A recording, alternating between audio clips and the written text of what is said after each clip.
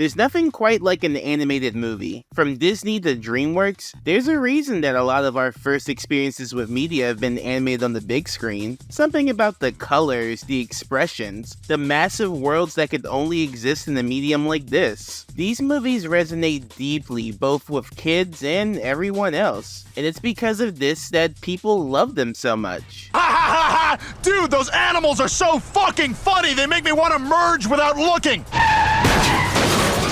The only problem being that a lot of the time, these movies tend to stick to either comedy or adventure movies. It makes sense though. Most of these movies are made for kids, and kids do love to laugh, and they love to explore the world. But what about little Jimmy who just wants to see dudes get punched? Huh? Yep, for the budding action fan, there really isn't much out there. I mean, sure, you might see an action scene in a movie, and that's always appreciated. Nothing breaks up an emotional tale of dealing with abandonment like a laser fight. It's like how people hide pills in peanut butter to give them to dogs. I'm the same way, except with me, you use kung fu to trick me into watching a movie about how everyone is special in their own way. What a load of bullshit. Speaking of kung fu, I feel like Kung Fu Panda is the only well-known animated action movie franchise out there. Yeah, I mean, you have all the superhero movies, but like, it's 2023, dude. I can't only watch superheroes anymore. I love them, but variety is the spice of life, and Marvel's been cranking down on that peppermill like I didn't say when 10 years ago. But don't worry, because even if they don't show up that often, they do exist, and today, I'm going to show you guys some of the ones I feel deserve more love. So grab a beer, lose your empathy, and really think about what it means to value life, because we are going to watch some things that make you think that violence is actually pretty cool, and you will be right for thinking that. These will be quick rapid fire reviews, both because I don't want to spoil too much about them, and I'm kinda crunching for time. Turns out watching Oni Plays compilations are not a good way to manage your time. Oh, Don't swear. I'll kill you. I'm your host and 40-year Kumite champion, D'Angelo Edwards, and today I am taking my hat off to animated action movies. Genius.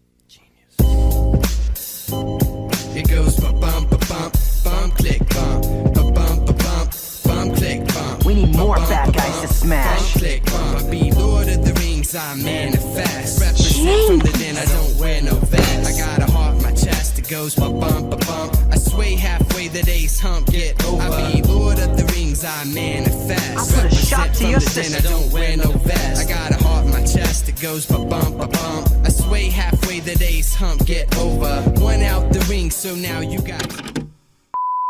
Before we start, I just want to say a quick thank you for 20k. It really does mean the world to me that I've come this far, and I have all of you guys to thank for it. So I'll be doing a 20k Q&A. The last one I did was for 1k, so updates need to be made. If you have a question, just leave it in the comments and start with the word question. Also, for 20k, I'm finally going to make that Motor City video I've been talking about, so get excited for that. And lastly, as you might have heard, there's a new Metalocalypse movie coming out soon, and I want to celebrate by making a big review. But with YouTube being YouTube, there's no way I can make it the way I want and stay monetized. So my solution is this. If I can reach 100 patrons before the movie comes out, I will make the video the way I want, post it there first, and then post it to YouTube. This will also get the ball rolling on the Discord server I want to make, so let's get at it. Once again, thank you all, and back to the video. Go ahead and get you back inside. Okay, buddy. Protocol's the word. Come on. Nope.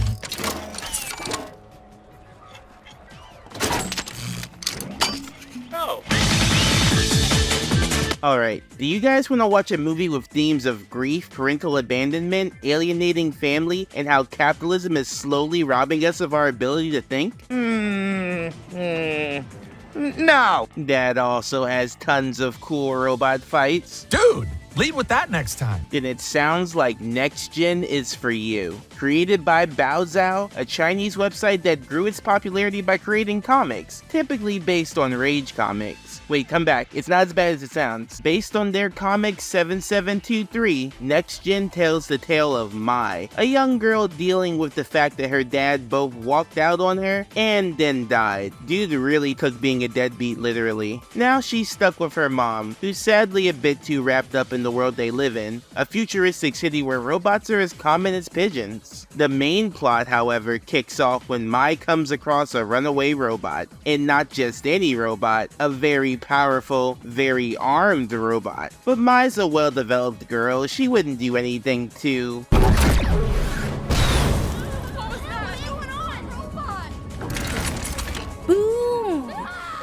Maybe you should skip school today.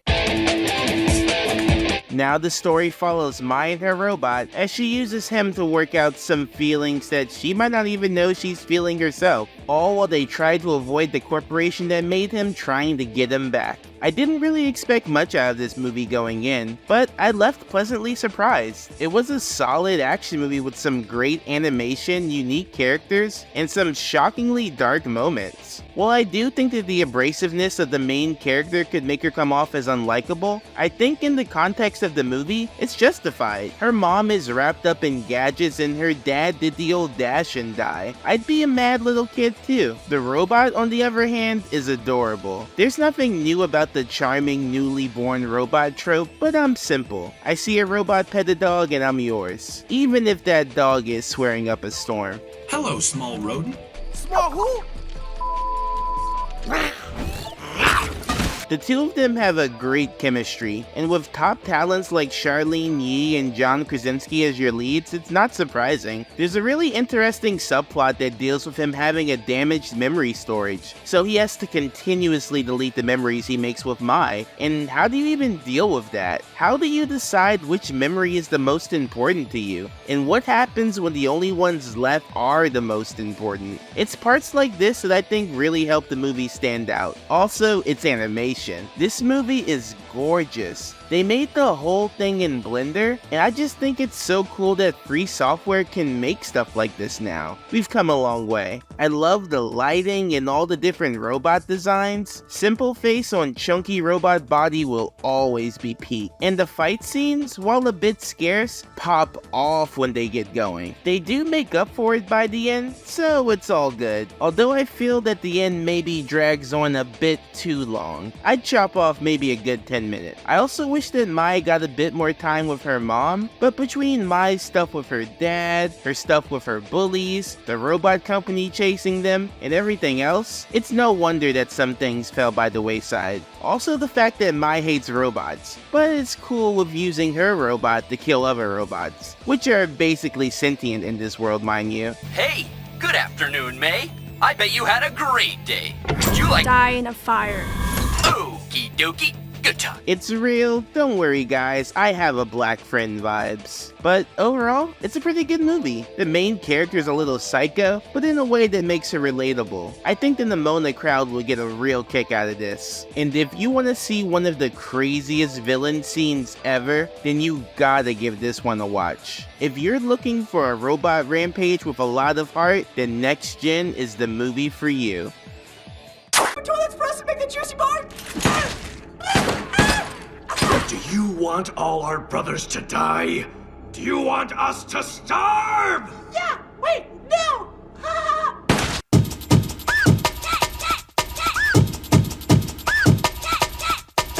Now if you want something that's purely action, then you want to watch something like Aachi and Ssipak. This movie is nothing but guns and guts and poop and blood, and it doesn't need to be anything else. Created after 8 years of trying to get it made, Aachi and Ssipak takes place in a world that has gone to crap. Like literally. We are pooping in a pot. We all love to poop a lot.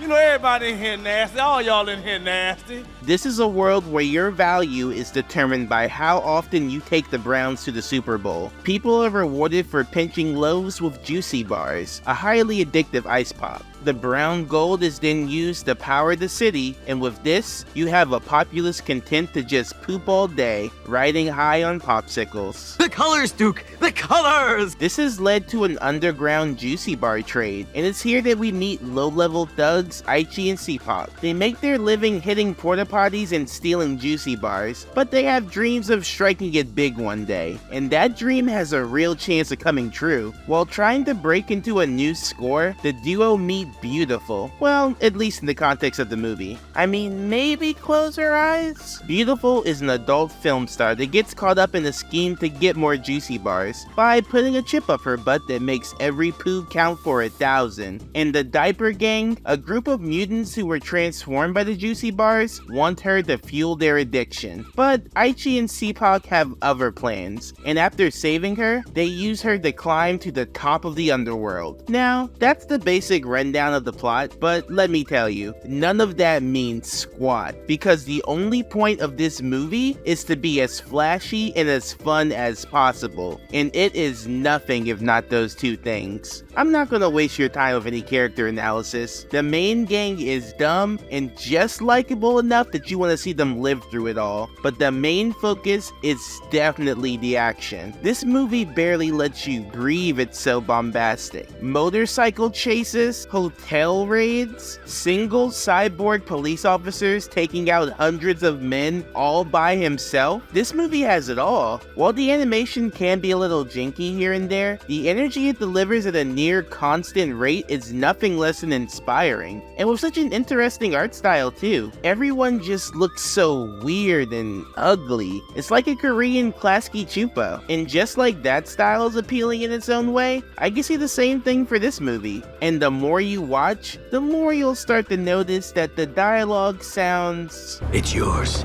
but if you are planning on betraying me, I will betray you first. And by betray, I mean murder the shit out of you. That's how I betray people. That sounds terrible. I will never betray you. And I really can't wait for that hang glider.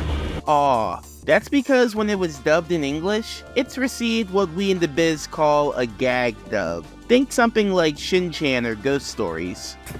When this bitch kicks, I'm moving to Vegas.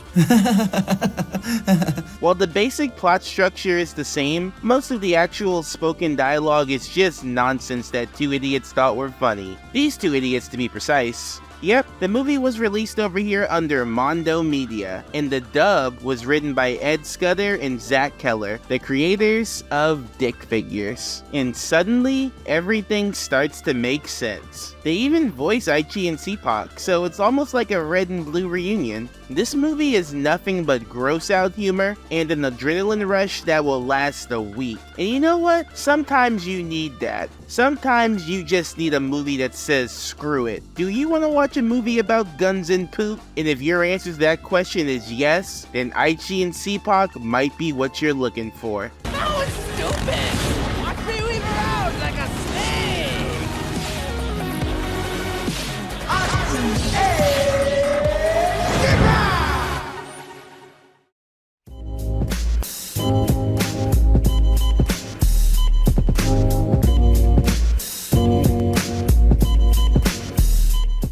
The internet is becoming a dangerous place, and not just because I can see you through the screen. If you're worried about keeping your personal data safe, then you might need the help of today's sponsor, Atlas VPN. Atlas VPN was made to help keep the internet both accessible and secure, with more than 6 million users worldwide. Atlas VPN helps to keep your information private by encrypting your data and hiding your virtual location. With it, you can keep your searches private without any third parties tracking your activity. Atlas VPN also protects you by blocking malicious links, ads, and trackers, and it even notifies you when someone is trying to steal your data. And with only a single subscription, you can protect not just one, but all of your devices. It even helps when finding the best deals when you're shopping online. Now I can support my figure addiction and keep safe doing it. But by far, my favorite thing about Atlas VPN is that you can use it to access shows and movies on streaming services like Netflix and Hulu that might be hidden from you depending on your location. Like say you want to watch one of the greatest shows of all time, Megas XLR, but oops, it's not available on American HBO Max. With Atlas VPN, all it takes is a simple switch to Latin America and bam, all the giant robot goodness that you and me crave crave. Atlas VPN is the best VPN deal in the market, and by clicking our special link in the description, you can get it now for just $183 per month for a 3-year subscription, plus 3 months extra, all with a 30-day money-back guarantee. Once more, just click our special link in the description to get Atlas VPN for just $183 per month for a 3-year subscription, plus 3 months extra. Face or balls? Jeez. Okay, balls. I can't take any more headshots. My neurologist says I have an aneurysm the size of a tennis ball. Yeah! Jesus! I think I split my ball bag.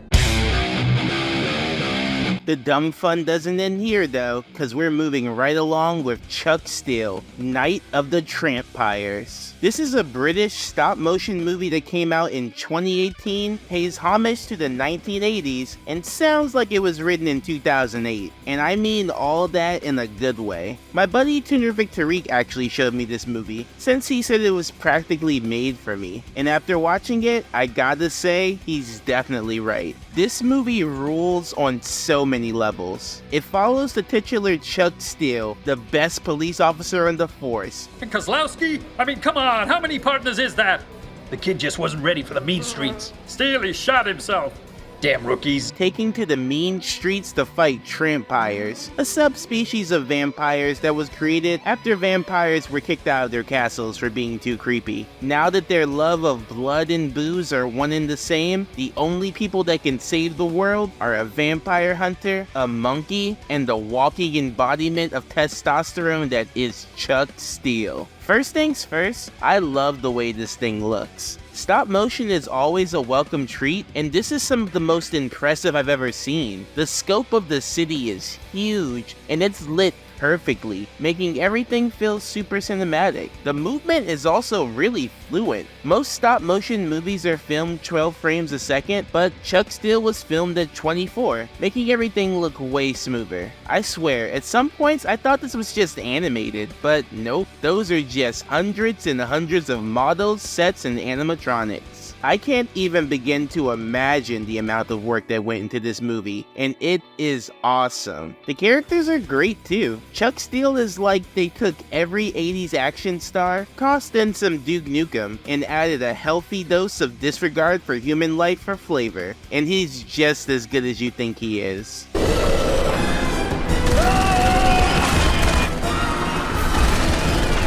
He's incredibly dedicated to his job, but the utter lack of respect he has for both his co-workers and just anyone around him make him hard to work with. Can I just say it's a real honor to work with you, sir? Okay, let's get one thing straight, kid.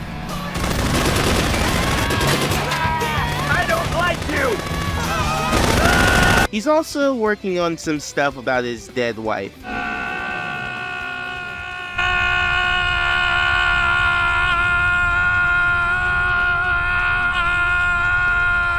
Like I said, he's working on it. I also really love his fellow police officers. One of the major plot points is that they get a new therapist that makes so many breakthroughs, there's no one left that can actually fire a gun. It's pretty clever actually. Oh yeah, and the action.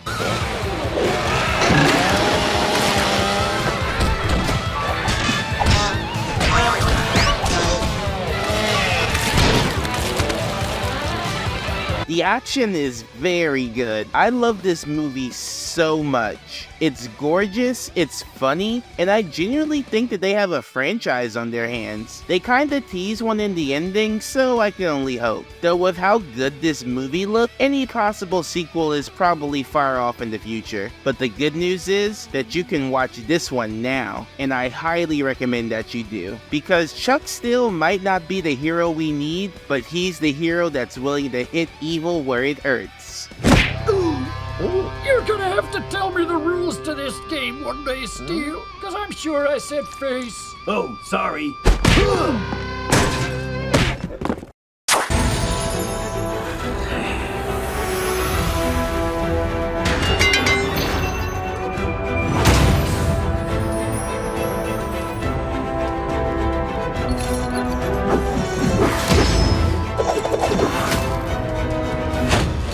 What is this, and how can I make the rest of my life about it?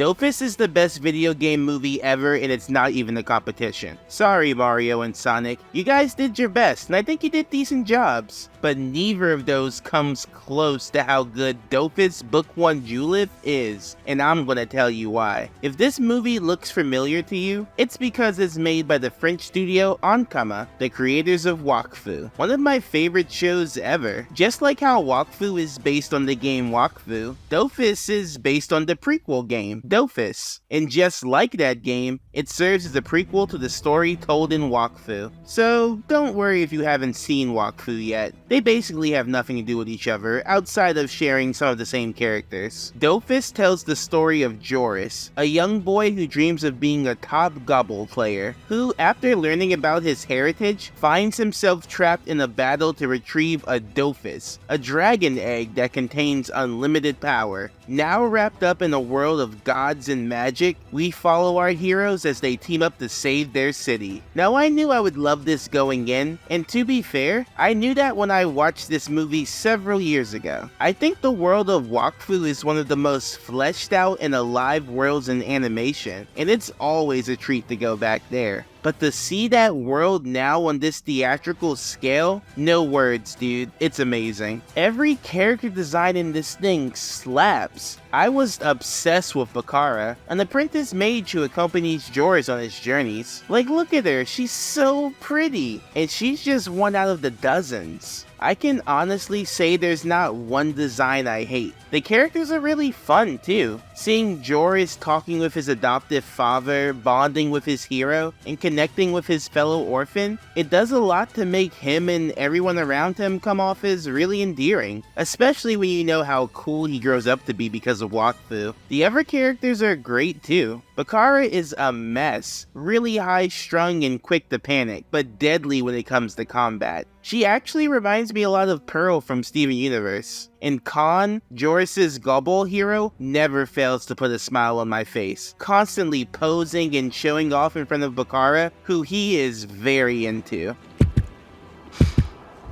Vous avez manqué votre vocation. Vous auriez fait un joli ménestrel. On vous a déjà dit que vous aviez une très jolie voix.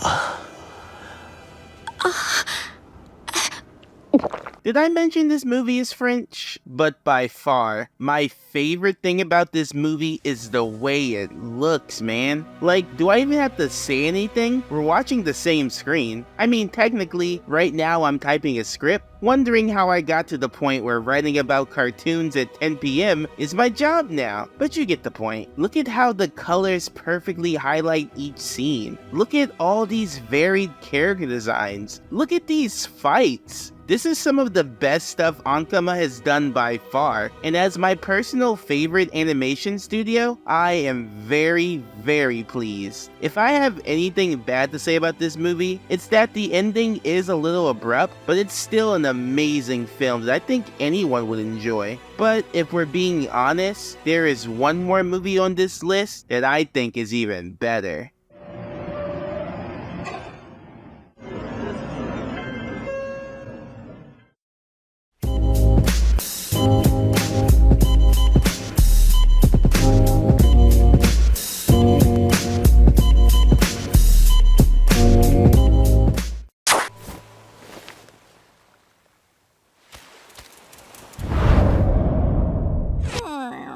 You saved me the trouble of looking for you. We're about to set off.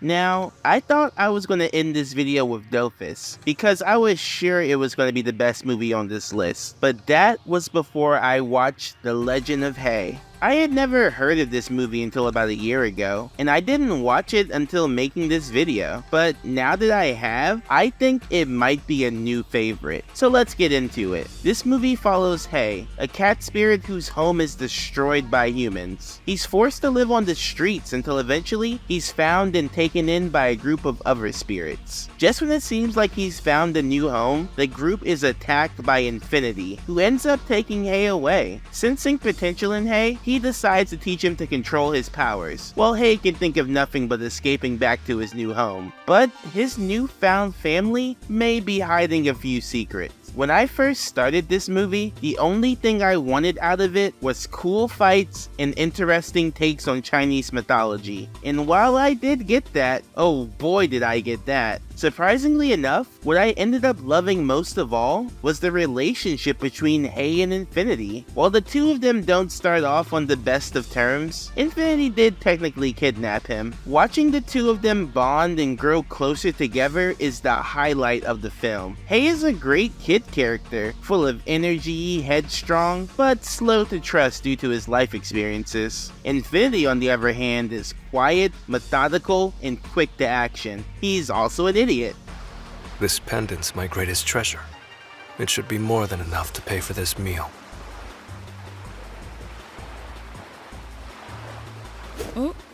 Stop those diamond dashers! Whenever his cool facade started to crumble, he stole the show. It's great to see a stern character that isn't afraid to get silly, and it's nice to see how often he smiles. And he treats Hei with such genuine warmth, and the two of them start to look just like brothers. But yeah, there's fights too. Oh, thank God. This is some of the most buttery smooth animation I've ever seen, and every fight was like watching a dance. All the powers are really cool, with characters manipulating elements, bringing drawings to life, manipulating metal. Couple this animation with an art style that almost has a pop art look to it, and you have a feast for the eyes. And just because there's a fight going on, doesn't mean the movie ever loses its sense of humor. Look after the passengers.